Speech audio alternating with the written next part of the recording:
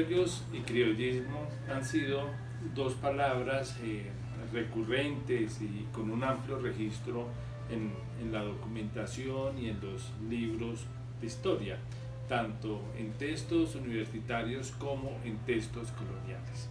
La expresión criollo en el Nuevo Reino de Granada, como la de Gachupín en Nueva España, indicaron básicamente un elemento contingente: españoles nacidos en América.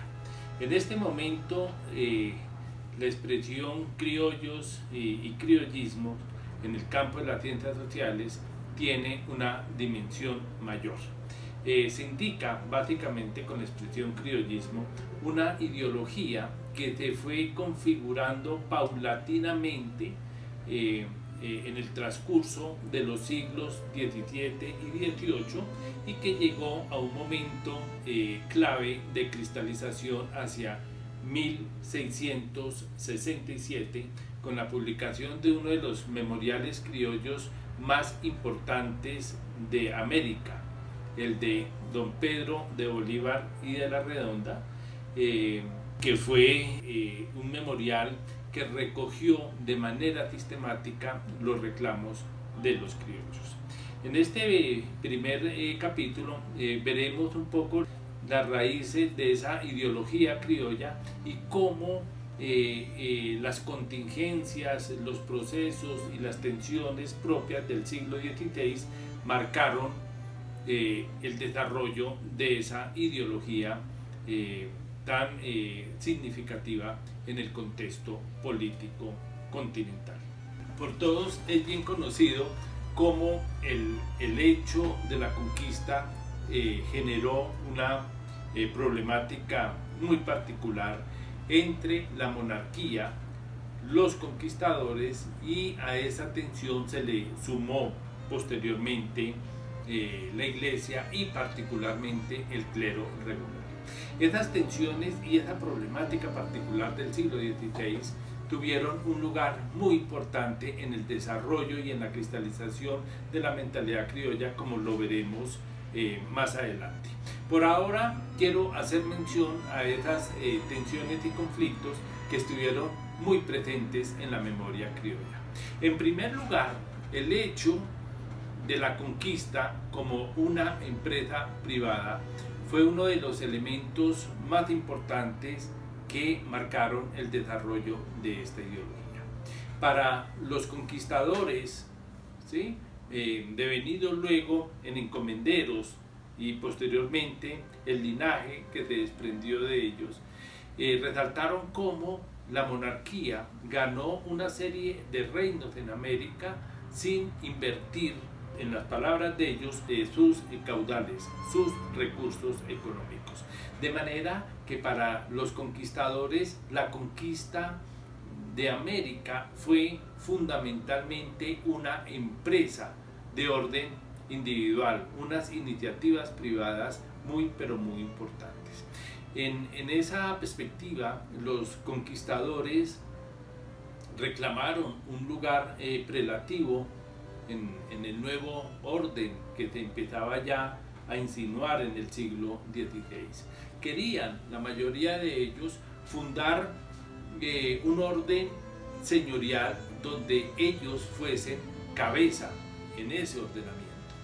Y ser cabeza de ese ordenamiento se traducía básicamente en tener un gran control sobre las sociedades indígenas a partir de la institución de la encomienda, que fue una de las instituciones más valoradas y más destacadas por los conquistadores. Con las encomiendas ellos se sintieron altamente compensados por la corona. Pero claro, la corona española vio en las encomiendas pues la emergencia de un orden señorial donde el lugar de la corona podría quedar bastante disminuido. Y en ese sentido, la corona se propuso reducir y desmontar esos privilegios derivados de las encomiendas. Y en tal sentido promulgó la ley de 1542, las famosas leyes nuevas. Los conquistadores con esas nuevas leyes pues se sintieron profundamente afectados, se sintieron defraudados por la monarquía y por supuesto que reaccionaron. En unos lugares con una intensidad mayor que en otros. Los casos más memorables se presentaron en el Perú con las llamadas guerras pizarristas, pero encontramos también sublevaciones y desórdenes muy importantes en Nueva España y un poco menos en la Nueva Granada. De manera que con la promulgación de las leyes nuevas, los conquistadores empezaron a sentir una gran frustración que se vio luego reflejada en los memoriales que le enviaron a la monarquía para tratar de conquistar unos espacios políticos que ellos sentían que estaban disminuyendo con el paso del tiempo. Sí, entonces las leyes nuevas cristalizaron la tensión entre encomenderos y la corona. Pero esta no fue la única tensión en el siglo XVI. La monarquía también entró en tensión con el clero regular y particularmente con algunos religiosos que habían introducido una serie de mitos y nociones sobre la evangelización previa, es decir, que habían construido culturalmente unos mitos que expresaban la idea de que América había sido en algún momento previamente evangelizada o que había sido poblada por judíos, algunos pues los expulsados durante el gobierno de Vespasiano o alguna de las tribus perdidas de Israel. De manera que estas expresiones de los religiosos para la corona terminaban siendo muy problemáticas porque comprometían las bulas de Alejandro VI, en las cuales se estipuló claramente que España era el pueblo elegido para adelantar un proceso de evangelización. Pero si hubiese existido una evangelización previa, la corona española hubiese podido quedar relativamente deslegitimada en esta tarea, en este mandamiento tan importante que asumió a raíz de las bulas de Alejandro VI. De manera que toda esta problemática del siglo XVI, estas tensiones, fueron recogidas de una manera muy implícita y muy compleja por parte de los cronistas. Las crónicas en gran medida fueron la expresión de los conquistadores. Y claro, los historiadores siempre hemos visto en las crónicas unos documentos, y por documento me refiero básicamente al registro de unos hechos, de unas situaciones que se consideraron absolutamente ciertas por haber sido registradas por testigos oculares de esos hechos. Pero las crónicas, por supuesto, son algo más que unos documentos. Las crónicas son fundamentalmente unos textos en el sentido total de la expresión, es decir, que están cargadas de un gran simbolismo, de unos sentidos, de unos significados, que por supuesto los profesores de las ciencias sociales y los especialistas tienen como tarea interpretarlas, ¿no?, desde estos nuevos horizontes teóricos. Bueno, y uno de esos cronistas importantes en el nuevo reino de Granada fue don Juan de Castellanos. Don Juan de Castellanos escribió una de las crónicas más importantes para el nuevo reino de Granada y la tituló Elegía de varones ilustres de las Indias.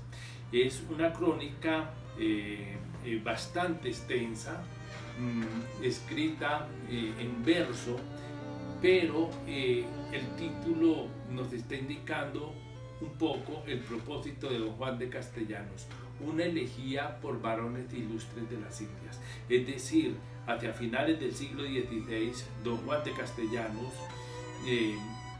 escribe para dejar testimonio de una generación muy importante de españoles y de conquistadores que empezaban a ser amenazados por el olvido. Esa crónica de Juan de Castellanos sería, en cierta manera, una forma de sobreponerse a ese olvido y adicionalmente es una crónica que expresa esa melancolía por un tiempo que fue el de los conquistadores. Es un tiempo que está llegando a su fin y que se está abriendo precisamente un nuevo tiempo que nosotros los historiadores y particularmente yo llamaríamos el tiempo del ordenamiento colonial. Don Juan de Castellanos, en un episodio muy interesante en la Plaza de Tunja, pues muestra, ¿no?, a unos sujetos haciendo alarde en el manejo de los caballos y de las armas, ¿no? Y justo en ese momento entraba un burócrata vestido con sus capas, ¿no?, con una indumentaria que va a caracterizar precisamente al burócrata colonial.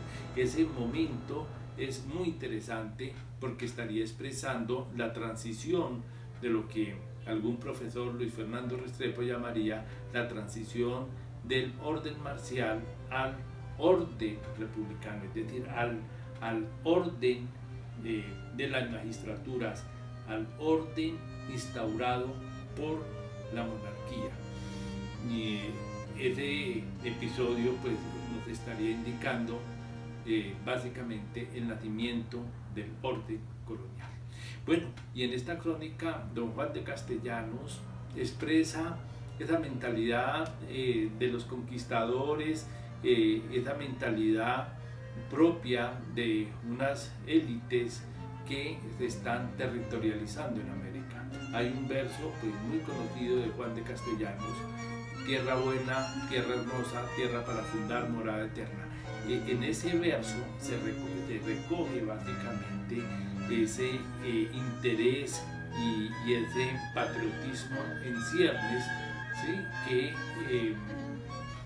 expresa ese proceso de territorialización criolla que, por supuesto, como toda territorialización, generó también desterritorializaciones. De manera que estas crónicas recogen en gran medida esta visión encomendil, conquistadora, y esa fue pues básicamente la razón por la cual la corona española desplegó una gran censura hacia las crónicas, ¿no? Las consideró en gran medida unos textos inconvenientes a partir, ¿no?, de esta problemática del siglo XVI. Bueno, y los hechos relatados por don Juan de Castellanos pues básicamente permiten reconocer esos primeros elementos en la configuración de la mentalidad colonial.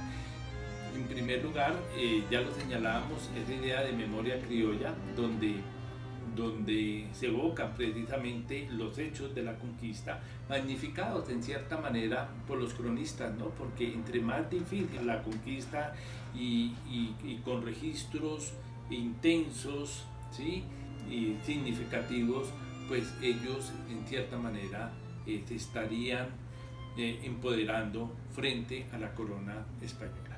Bueno, esta crónica de Juan de Castellanos, ¿no?, pues que combina muchos géneros, expresa el pensamiento de estas élites que luego van a ser recogidos todos estos elementos en uno de los memoriales más significativos que fue el de don Pedro de Bolívar y de la Redonda, escrito hacia 1667. Este personaje tan importante nació en Cartagena de Indias y desarrolló su vida burocrática. Bueno, la comenzó en Cartagena de Indias y finalmente la terminó en la ciudad de Lima. En un próximo capítulo hablaremos expresamente del memorial de don Pedro Bolívar de la Redonda y cómo en este memorial recoge todas estas inquietudes y problemas que fueron propios del siglo XVI, pero que en el ordenamiento colonial van a tener una resonancia muy particular.